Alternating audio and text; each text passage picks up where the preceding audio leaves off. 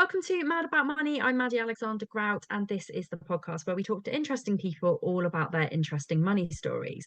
I am joined today by the lovely Michelle Eshkeri, who is a content creator, content copywriter for the financial services industry. Did I get that right? That's right. Kind of, almost there.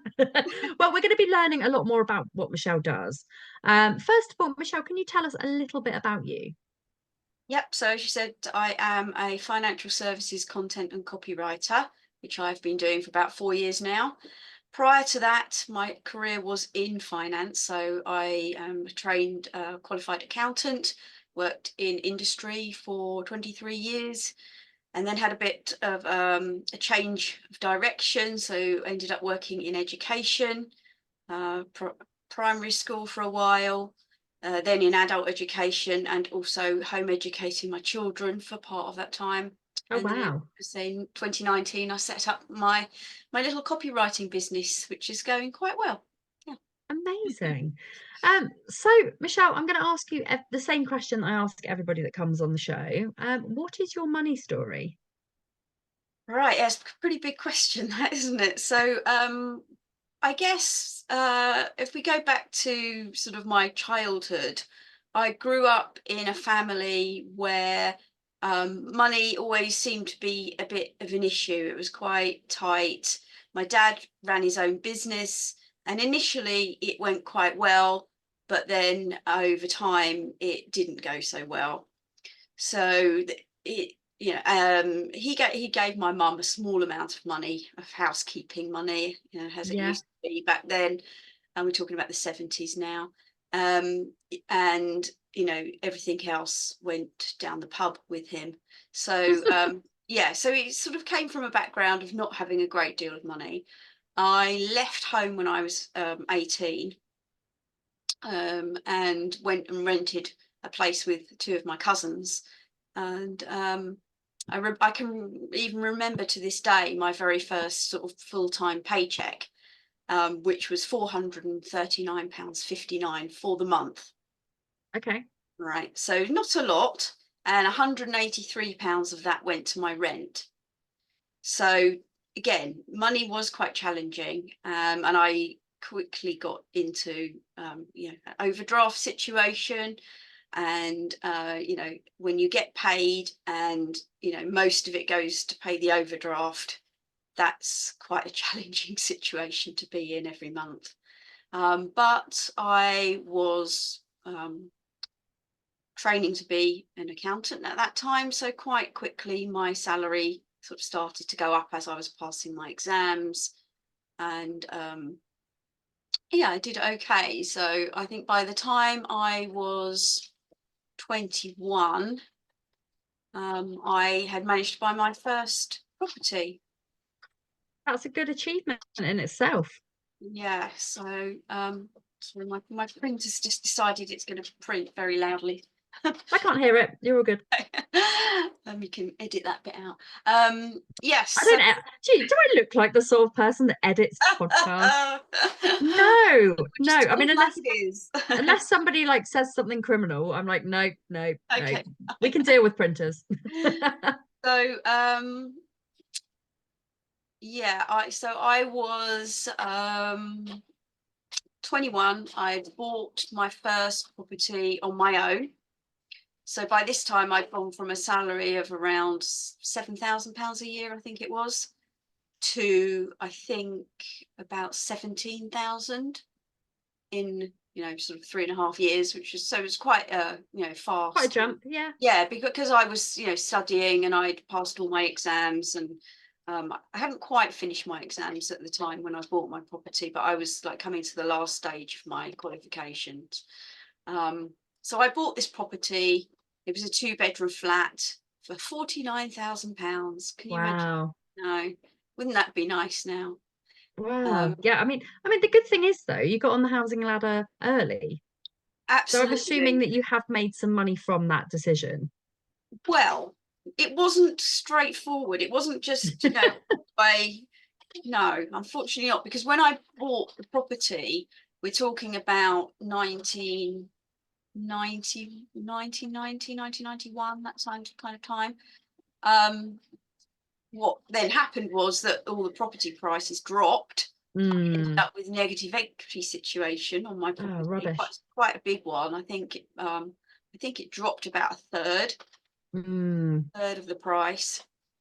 So that was challenging. But so I've slightly gone. But prior to that, the mortgage rates had gone up to about 15% as well. So I had bought this property, then couldn't really afford to pay the mortgage. So I rented out the other bedroom, first of all, which was great. But then the mortgage rates were continuing to go up and up. So, and I just wasn't keeping up with it.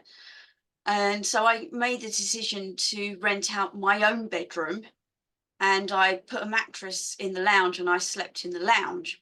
Oh, bless you. So that I could get rent from both people for the bedroom, and they obviously had use of the kitchen and the bathroom, and I just slept in the lounge for about 6 months, so that I could actually not lose my house, or my flat, I should say.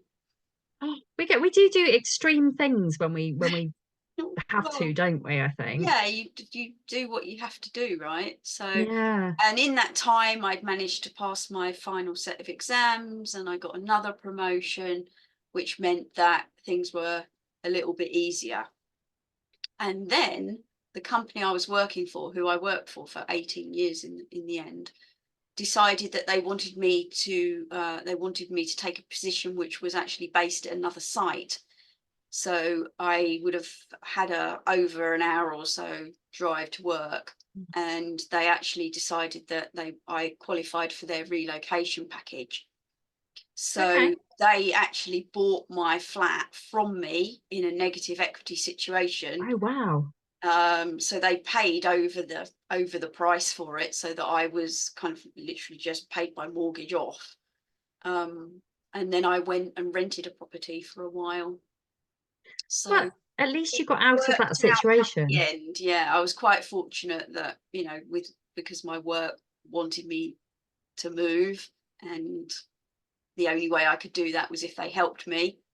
I managed to extricate myself from that tricky situation.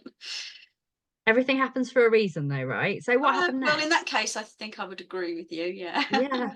Yeah. What happened next? So after that, I was renting for a short while, in various places around West London, and then if we get up to 1997, I'd had again some more promotions. I was sort of climbing up the ladder in this company, and I managed to buy a 3-bedroom house, a new 3-bedroom property. So, it was off plan.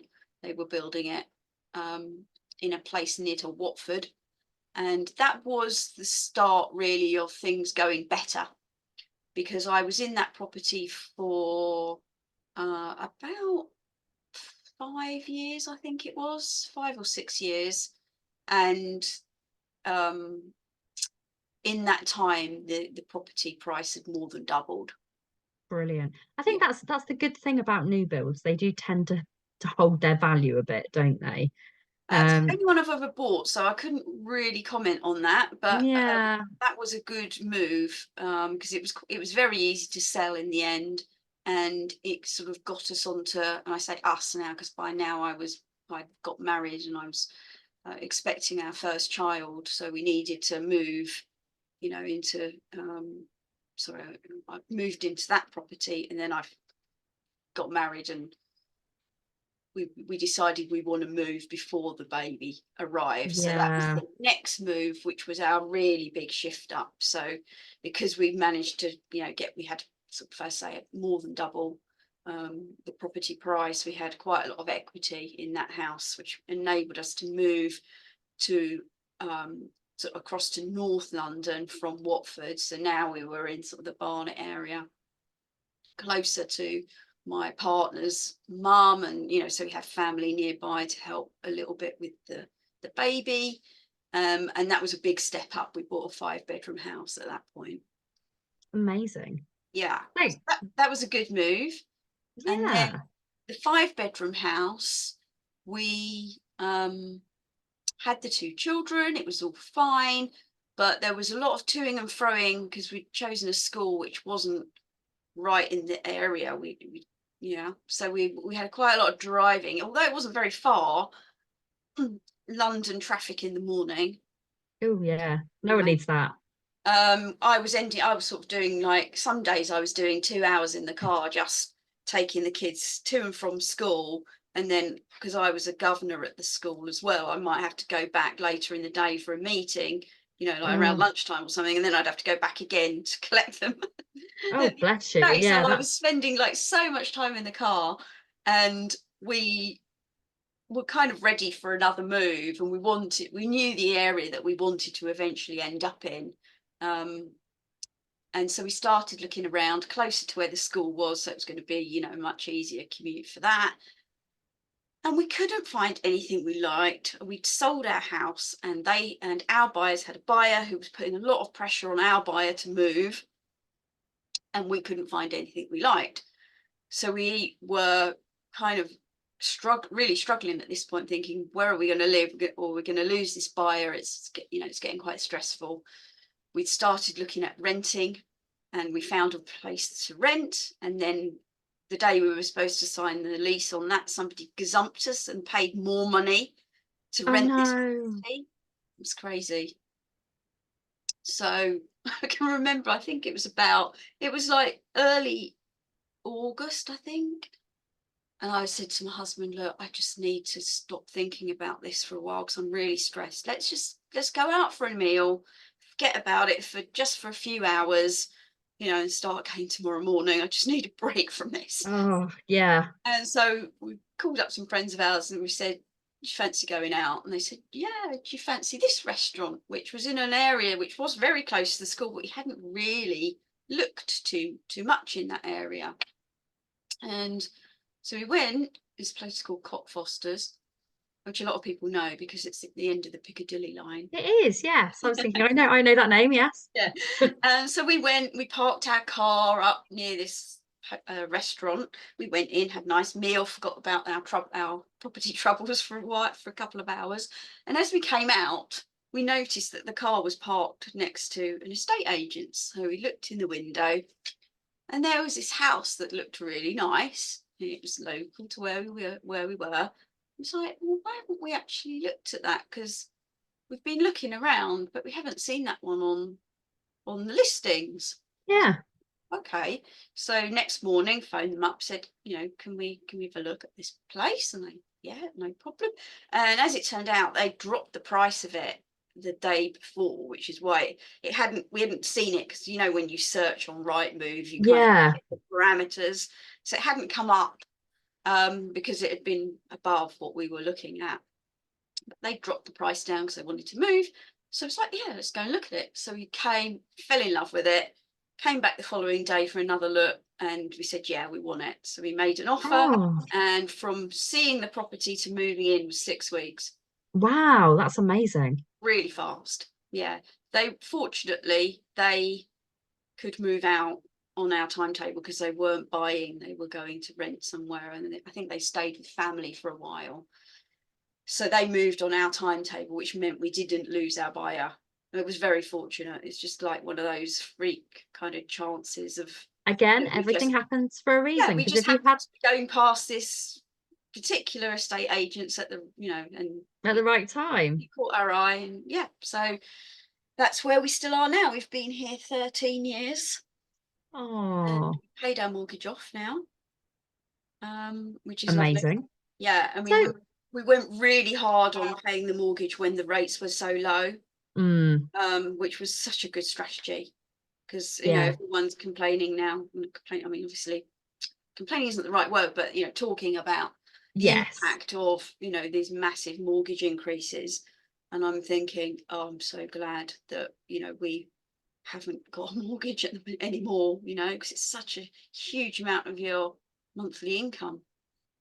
And how, I mean, with that extra money, what do you do with that extra money now? So some of it goes into our pension, because obviously I'm pretty ancient and I'll be retiring soon. That is lies, all lies, by the way. It's actually true. You're not ancient at all. Oh, I'm pretty old. So some of it goes to the pension, some of it goes into our holiday funds. So we're doing a lot of traveling now. Like my children are now 20 and 21, so they both live at home still. They're both in London universities, but decided not to live out, which again saves us quite a lot on rent. Yeah, So that money, so the money that we would be paying on rent for them is actually paying their fees, so that they don't, neither of them have any loans. that's amazing. Yeah, really cool. And Best mum ever. some of the money goes into our holidays. So we've decided like now is our time for traveling the next 10 years, because you never know, when your health deteriorates and you can't get about so easily.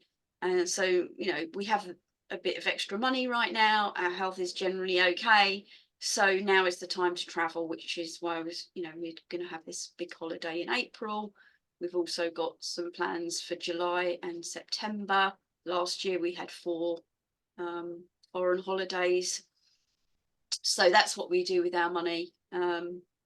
Amazing. Don't have And a mortgage to pay, but I feel so badly for people who are paying these huge mortgages, and also I do worry about how my kids going to ever get on the property ladder. Certainly not in the area we live in, because a 1-bedroom property, a 1-bedroom flat here is about £350,000.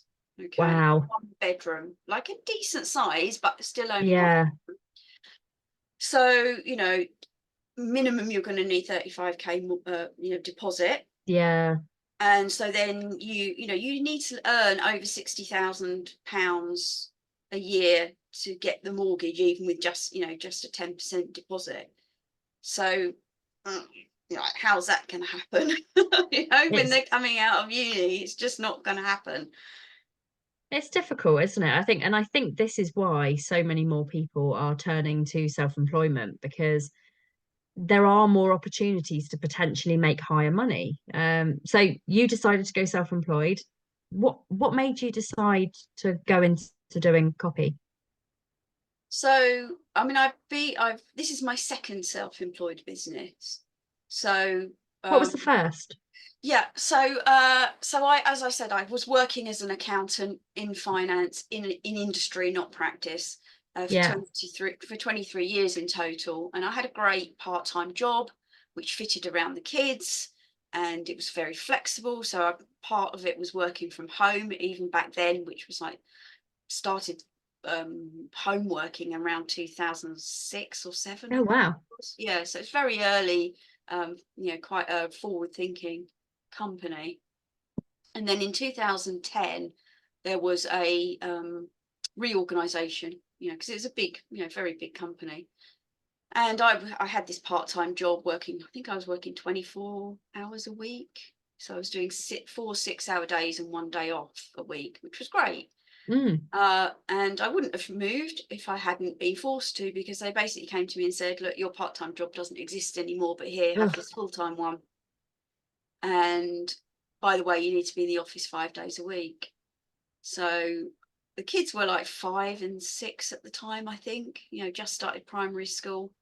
And I just didn't, and it was a long commute. It was a sort of, on a good day, 1.25 hours. On a bad day, could be 2 hours to get there Mm. Yeah, no one needs that. and back again, obviously. And I just thought, I don't think I can do that, really. And in the end, I said, look, I just can't do that. It's not going to work for my family, not going to work for me.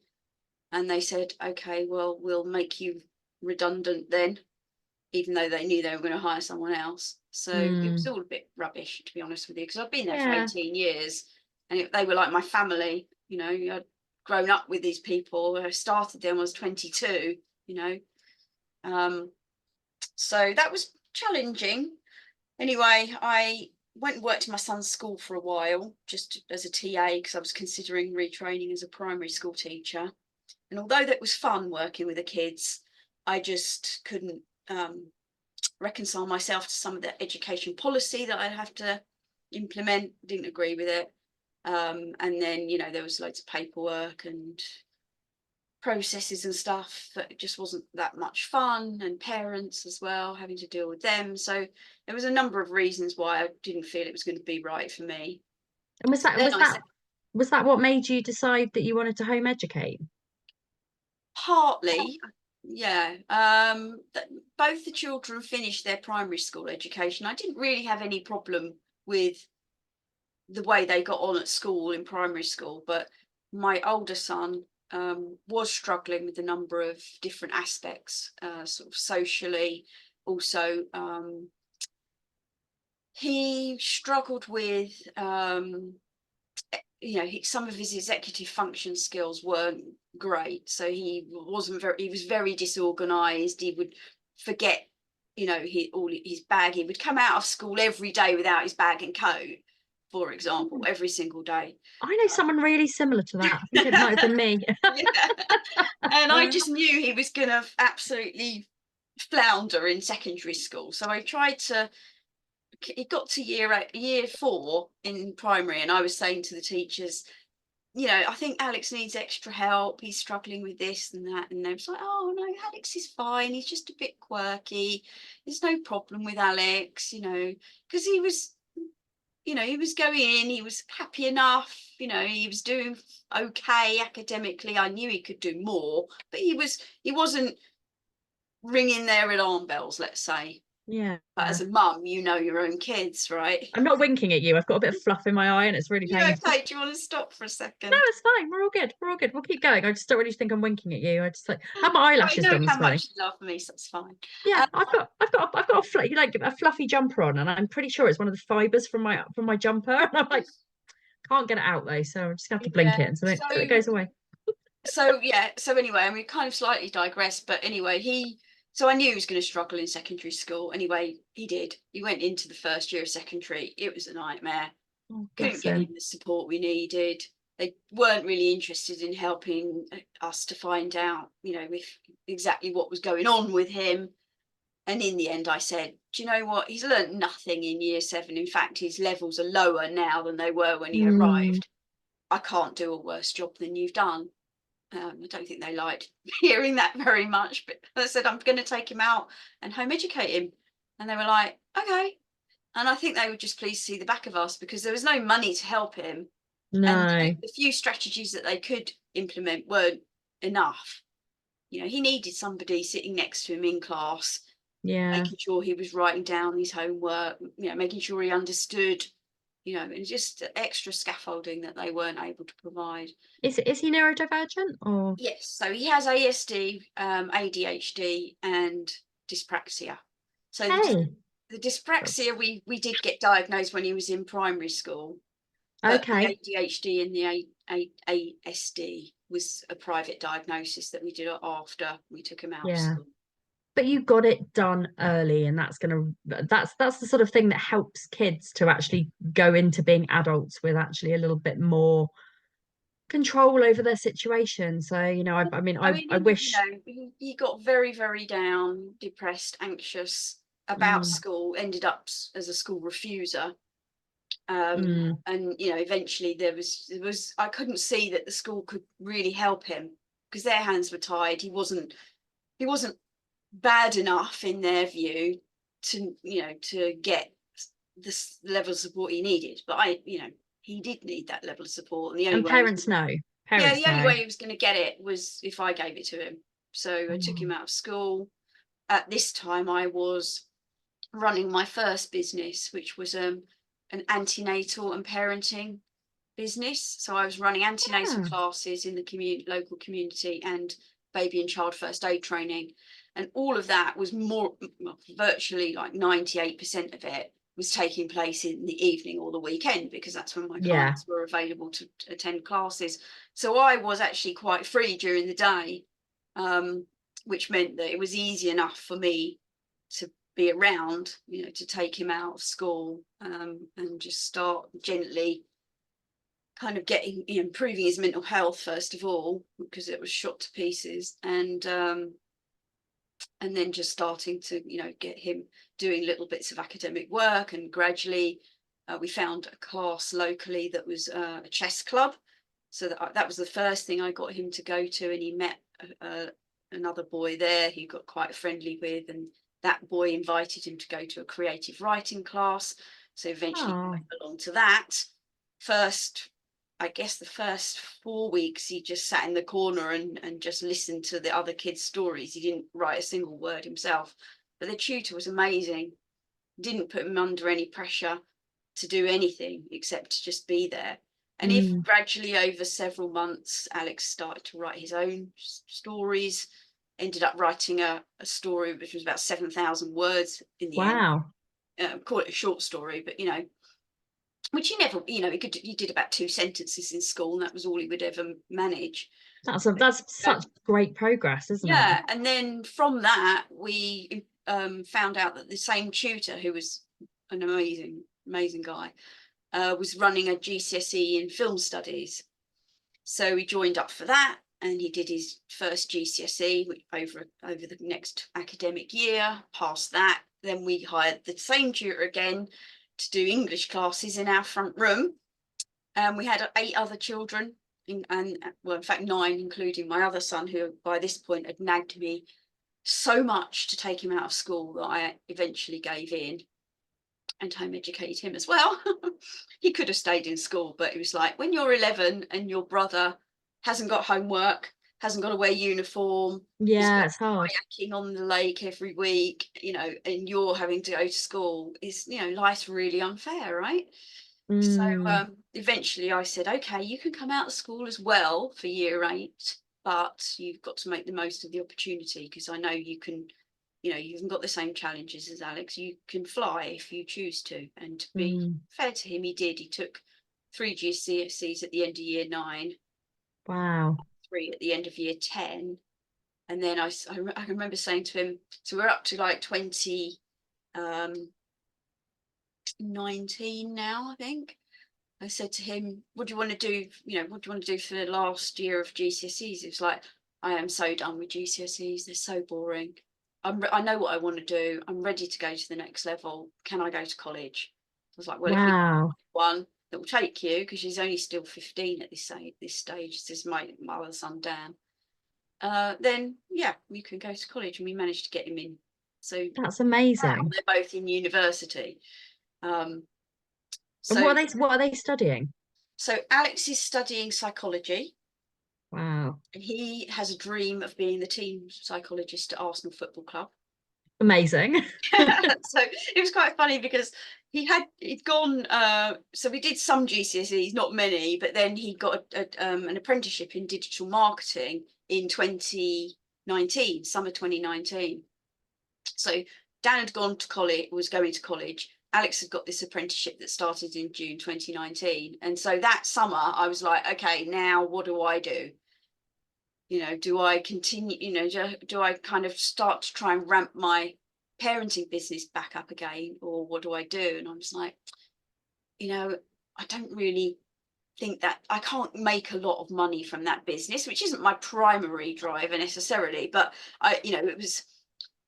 there's a limit to what you can do when your clients are only available weekdays and weekday evening, Yeah. weekends. You can't scale it. And I was kind of fed up of working weekends, if I'm being honest. Anyway, I sort of didn't. Thought with everyone out of the house, it's pre-COVID, obviously. My husband was going to work. My son was going to college. My other son was going to his apprenticeship and work. It's like, I'm sitting here not doing much all day, and then I'm going out in the evenings and weekends. This doesn't really work anymore. So at that point, I thought, what else can I do? And I decided I like writing. Maybe I can write for other businesses, because I'd written quite a bit of, I'd done quite a lot of blogs and my website to get my parenting business known locally. Maybe I can do that for other people. So that's when I set up the copywriting business. It's been going, it's grown reasonably well.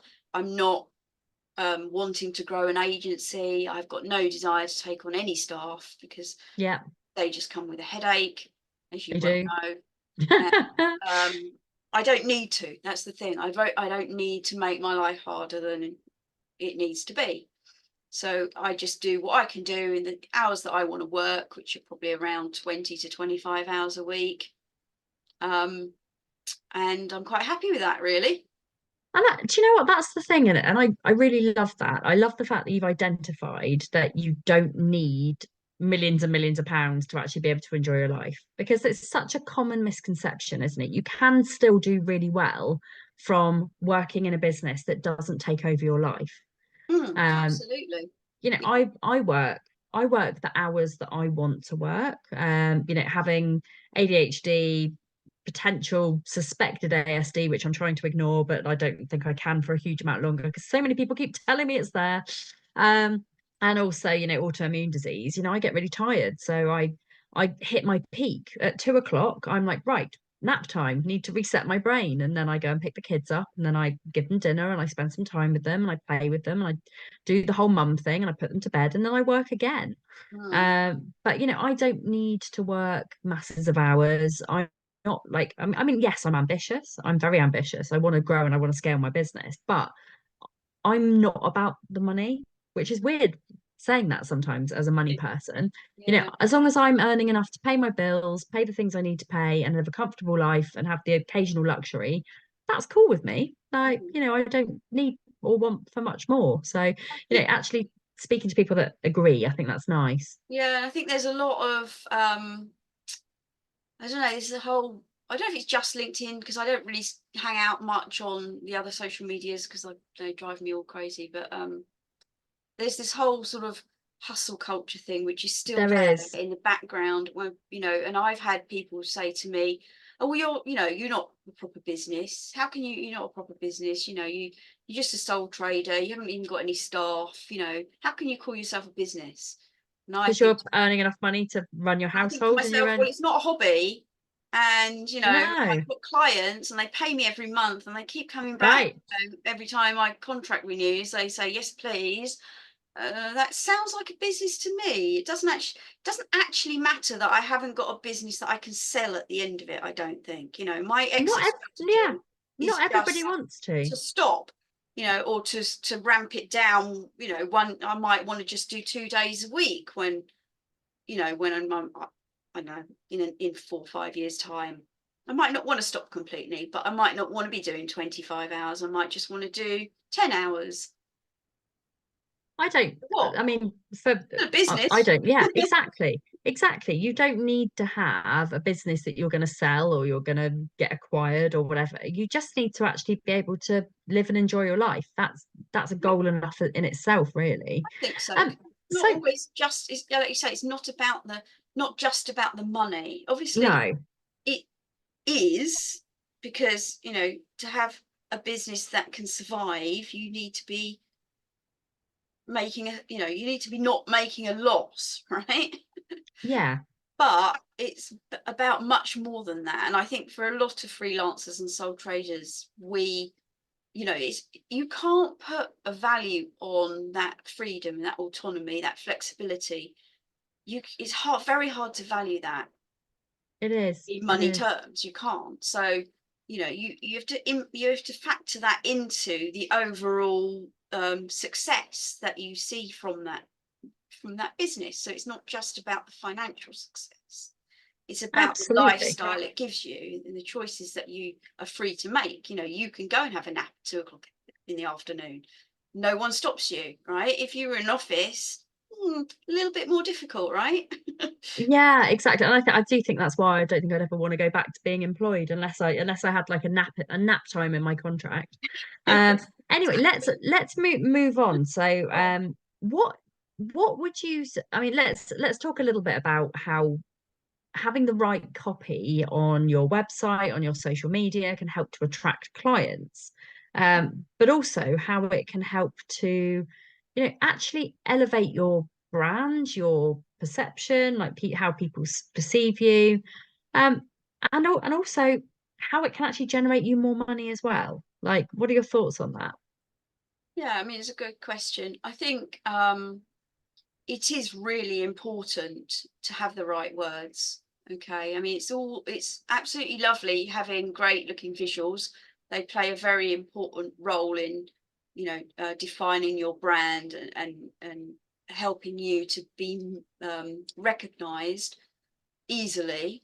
But that can only go so far unless you're somebody like McDonald's or, you know, Nike or whatever.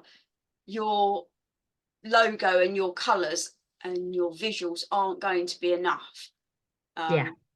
So for businesses like ours, we have got to rely on the words that we put behind those visuals a lot more, perhaps.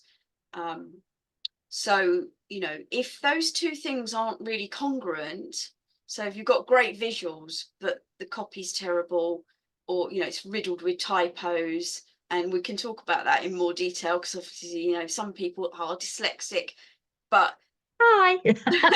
I mean, to be fair, like, I mean, there have been times where you've messaged me and you've said, Maddie, you've got typos. And I'm like, cool, thank you. I do appreciate when people call me out on it. Or if there's a it's sentence not that about doesn't make calling you sense. out at But all. It's just no. about trying to present the very best image that you can, right? Yes, Because there'll yes, be a lot totally of agree. people out there who don't know you, who don't know that you have dyslexia, for example, who Mm, might just think, oh, she can't be bothered to even proofread her copy, you know, so that's going to turn them off straight away. They don't true. even Yeah. have a chance, okay, because they don't understand the context. So anything we can do to strip out those prejudices by Mm, presenting ourselves well with our words means that, you know, you're not automatically losing customers before you've even had a chance for them to get to know you. yes. So Yeah. I think, Agreed. yeah, so equally, you know, you can have great copy and very poor visuals, and that has the same impact. People are going to get turned off. So ideally, we want both to be congruent. So, you know, they don't have to be the best of the best because that obviously costs a bomb, but they need to kind of line up, if you know what I mean. Yes. You know, make sure they're good enough, but both good enough together. That's so true. And actually, like now we're talking about this and thinking about it, I'm thinking like I've got an idea actually, which I'm going to talk to you about afterwards. Which is very exciting. Yeah. Yes. So Uh, was it? Yeah. So your copy is really, really important because that's where you can really get into inside your client's head to, you know, yes. talk about what's troubling them, what's difficult for them, what's, you know, stopping them from achieving what they want to achieve. So what are all their problems and how you can be the solution to, you know, some of those problems, let's say. And I write a lot of copy for the finance world, accountants predominantly, some mortgage brokers, financial advisors. Those are my three main clients that I work with.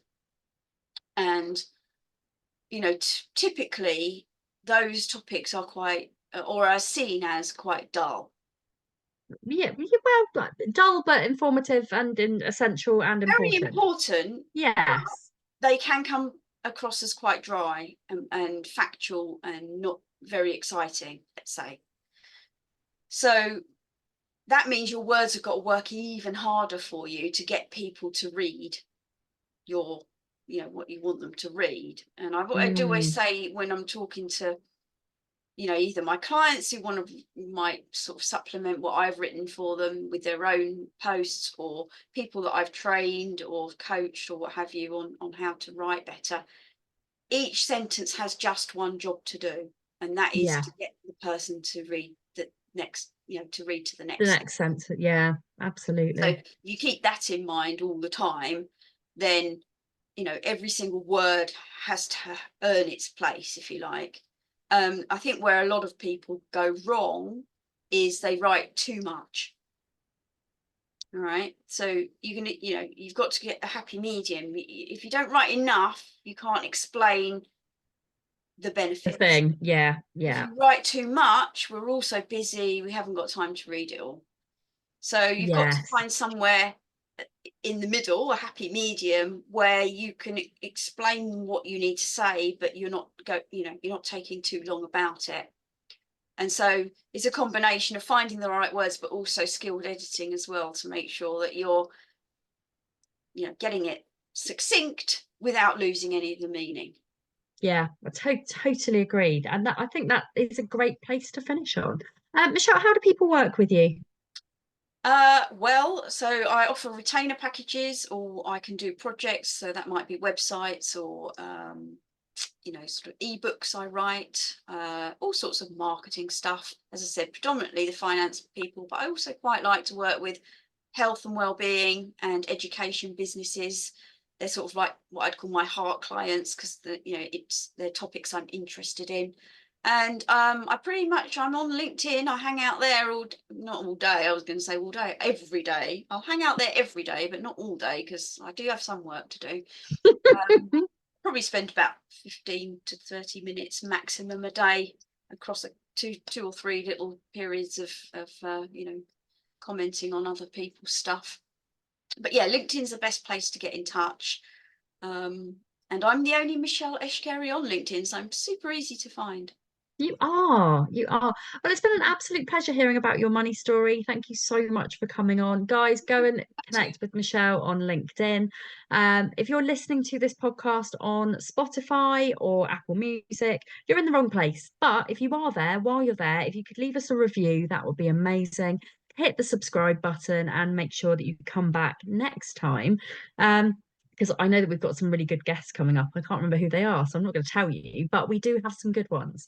And make sure that you recommend this podcast to your friends as well. If you haven't already done it, go and download the Mad About Money app, who are our official sponsors, mainly because it's my business and I feel like it should be. And if you're not following me on LinkedIn, go and do that as well, Maddy Alexander-Grout. And we will see you next time. Thank you so much for listening.